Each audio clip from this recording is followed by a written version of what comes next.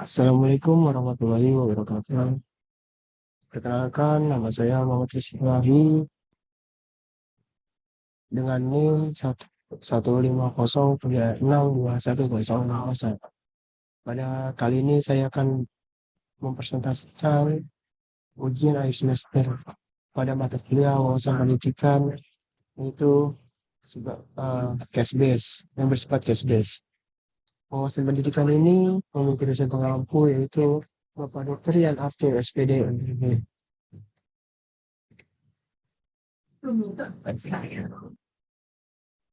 Oh iya. Sebelumnya saya dari program studi S1 Pendidikan Teknik Bangunan.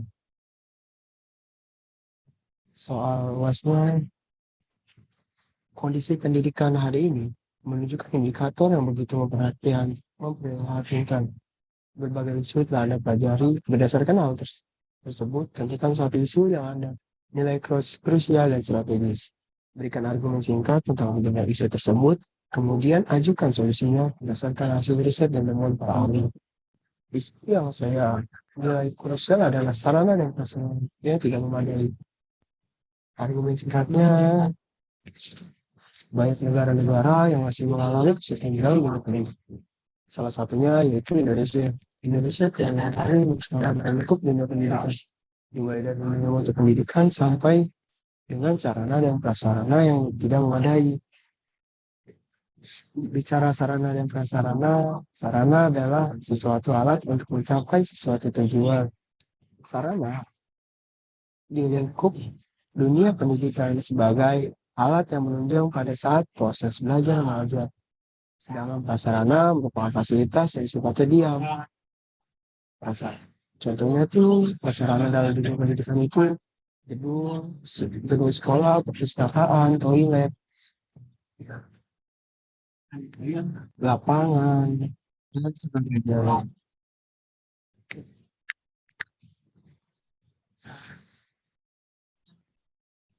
Sarana dan prasarana dapat menurunkan. Jika sarana dan prasarana tidak memadai, itu tuh dapat berakibat terhadap minat belajar peserta didik. Contohnya, ketika peserta didik ingin berolahraga, tetapi fasilitas untuk olahraga berkurang, seperti tidak adanya gawang untuk bermain sepak bola, tidak adanya tiang basket untuk bermain basket, dan lapangan, tidak adanya lapangan di sekolah tersebut.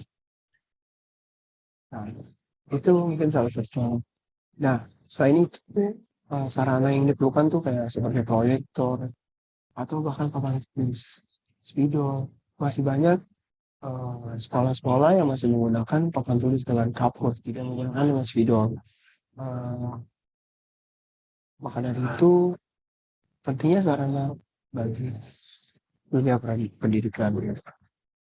Sedangkan untuk sarana itu seperti keadaan di sekolahnya itu tidak enak dipandang atau masih dibilang itu bangunan lama, sehingga eh, orang- para calon orang tua siswa maupun calon siswa itu merasa sekolahnya itu menakutkan karena seperti bangunan roboh. Baik, masuk ke paragraf selanjutnya yang saya bilang tadi, di sarana dan prasarana dapat menurunkan sarana dan prasarana yang tidak memadai dapat menurunkan minat belajar. Nah, nah, jadi ya selain itu tak banyak banyak. Nah, maka banyak sekolah punya eh, belajar itu dikit, terutama di desa-desa, karena keadaan lingkungan sekolahnya itu yang mohon maaf seperti lapangan yang udah retak-retak, lapangan usia retak, mejanya sudah dimakan raya, itu masih banyak sekali di desa-desa, sehingga anak di desa tersebut lebih baik memilih belajar di rumah dibandingkan untuk berangkat ke sekolah. Nah, selain dari gedung, para orang tua juga eh, memikirkan kendaraan yang akan digunakan oleh peserta didik. Misalkan untuk kendaraan umum, apakah sekolah tersebut dilewati angkot dekat dengan jalan besar seperti angkot, bis, atau harus berjalan jauh kosong sehingga akses jalannya itu sangat susah. Orang tuaku khawatir takut terjadi hal yang tidak diinginkan kepada anaknya. Menculikan karena jauh tempatnya sepi, tidak ada jarak yang besar seperti itu. Baik, solusinya saran dan prasarana itu sudah diatur oleh pemerintah dalam peraturan pemerintah pasal 42 nomor 19 tahun 2005 yang mengenai standar nasional pendidikan, sehingga sarana dan prasarana ini perlu ditingkatkan agar dapat meningkatkan minat belajar anak. Sarana dan prasarana pendidikan ialah sebagai sumber daya yang krusial dalam menunjang proses pembelajaran pada lembaga pendidikan. Nah, saya memiliki cara untuk uh, memiliki argumen untuk mengatasi hal tersebut. Yang pertama tuh memberikan dana ke setiap sekolah untuk masuk itu. Jadi uh, dana ini diberikan kepada bendahara sekolah dan dapat dikelola dengan baik. Untuk pengelolaan dana tersebut itu sesuai dengan kepala sekolah apa kepala sekolahnya itu dapat memanfaatkan dana tersebut dengan baik atau hanya membuang-buang dana itu saja. Yang kedua tuh memberikan fasilitas yang dapat mengembangkan kreativitas seperti uh, jika sekolah tersebut memiliki ekstrakurikuler itu diberikan seperti gedung-gedung bukan gedung ya, ruangan untuk masing-masing ekstrakurikuler. Jadi ruangan tersebut dapat untuk digunakan sebagai media bermusyawarah, meningkatkan kreativitas.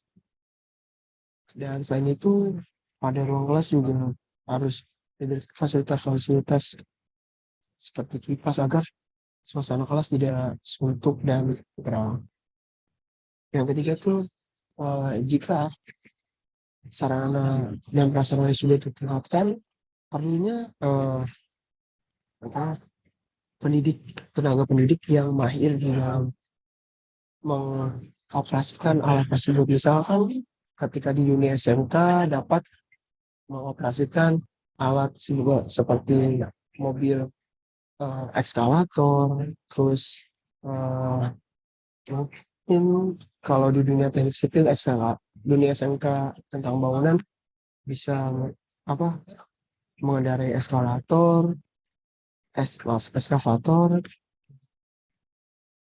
terus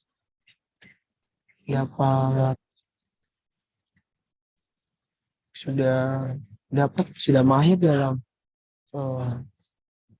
menggunakan alat pedonit, waterpass, sehingga pada saat mengajar sarana yang telah diberikan oleh pemerintah tidak terbuang sia-sia atau tidak disimpan di gudang saja, melainkan dipakai dan dimanfaatkan sesuai dengan kegunaannya.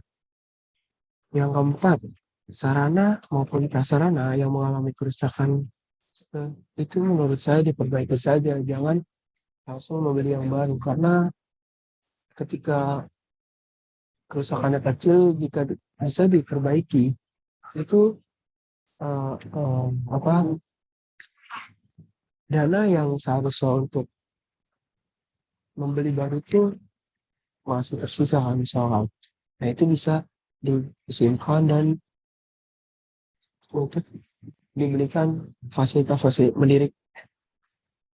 mendirikan fasilitas-fasilitas lain. Yang selanjutnya kita harus melihat kondisi sekolah.